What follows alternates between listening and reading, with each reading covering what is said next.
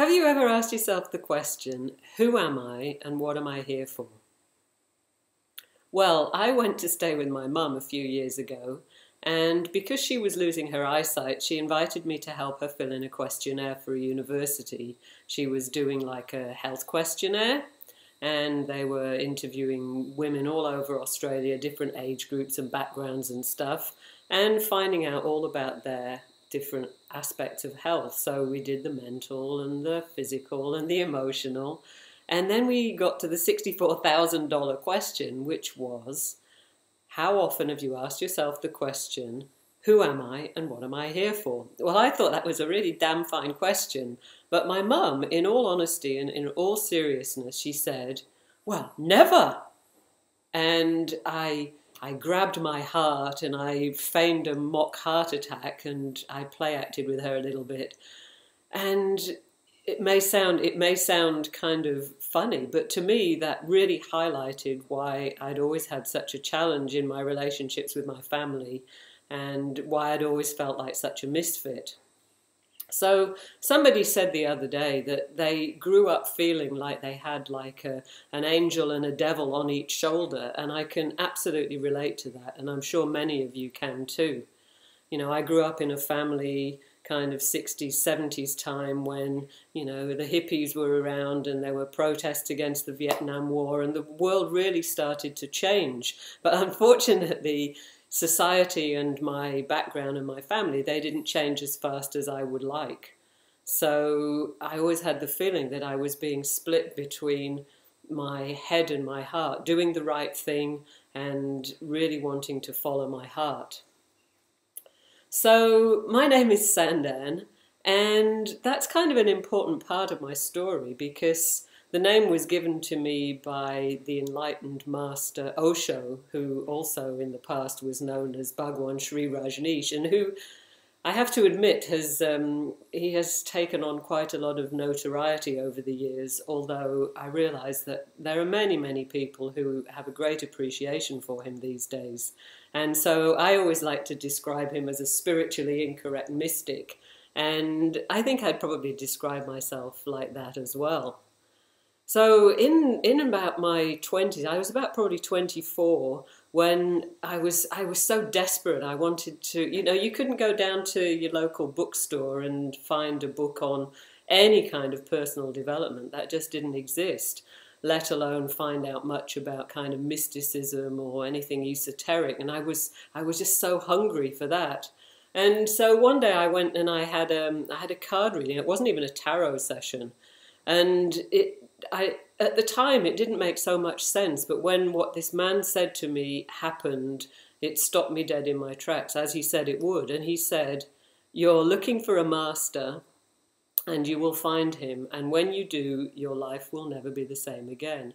And so that was it. I went to do a weekend workshop. I came in contact with some other people who were disciples of Osho, and I never looked back. As they say, the rest is history. However, the point I make about that is that I was still incredibly in a split. It was the desire to know myself, to find out more about the deep inner truths, while at the same time trying desperately to live you know, an average, ordinary 2.2 children, household marriage, albeit my partner was also a follower of Osho. It became incredibly hard until one day, another of those pivotal moments, I was sitting on the sofa and something said to me, you know, if this is all there is to life, then you might as well be dead. And while that sounds very dramatic, there was a reply from another little voice that said, you know what, honey, you already are. And that was the little spark of my soul that gave me enough of a kick to say, okay, now I need to move my ass and I need to get out of here. And so this question, who am I and what am I here for, has really been pivotal to my life. And it's thrown me in, it's given me intense joy, but it's also confronted me with breaking free from the norms. My parents virtually, well, my father disinherited me. My mother had a lot of trouble coming to terms with me, thought I was very selfish because I was following my heart. But at the same time, by my definition, selfishness means am I filling myself up? Am I filling my own cup so I have something to give and to share? And that's also a very important factor in my life, is to make sure that when I say yes to something, I'm doing it with my heart and not through my obligation. So who am I then, and what am I here for? Well, as I said, my name is Sandan. The name means seeker, inquiry, curiosity, the person who delves into deep spiritual truths, who asks questions. And some of the questions I ask people and myself are often horribly confronting, but they always lead to a breakthrough, I hope. And so here I am seeking, helping people. Really, I figure I'm an ordinary person, and I'm just looking to empower other people to have extraordinary lives. And by that, I don't mean that you have to, find the cure for cancer, although if that's what rocks your boat, then that's fantastic.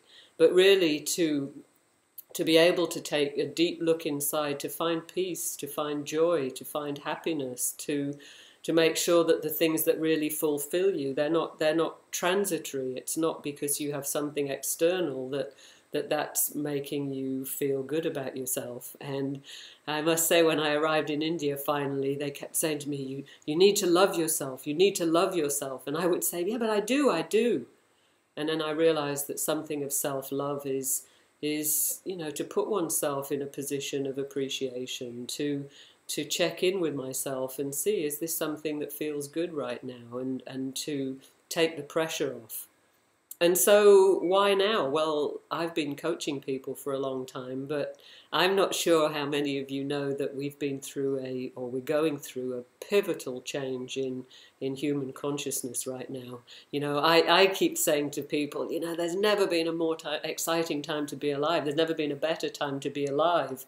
And they say, well, look at the war, look at the suffering, look at the pain. And sure, you can look at that and you can feel bad and hurt and in pain, or you can look at infinite possibility and go, we now have the power to change this.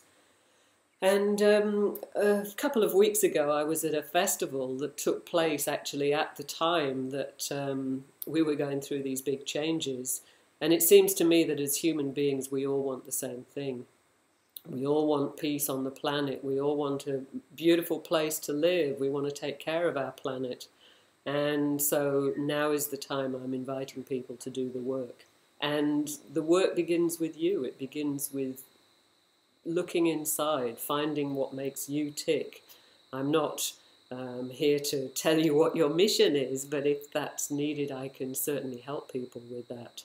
But my mission is to wake people up from thinking somebody else is going to do it, from not taking responsibility for your own results and outcomes. And as a law of attraction coach, that's a whole other avenue we can go down. But it's time to step up, and I believe that the world demands results, not excuses. And I ask myself always, what can I deliver? And so this is my opportunity to start delivering.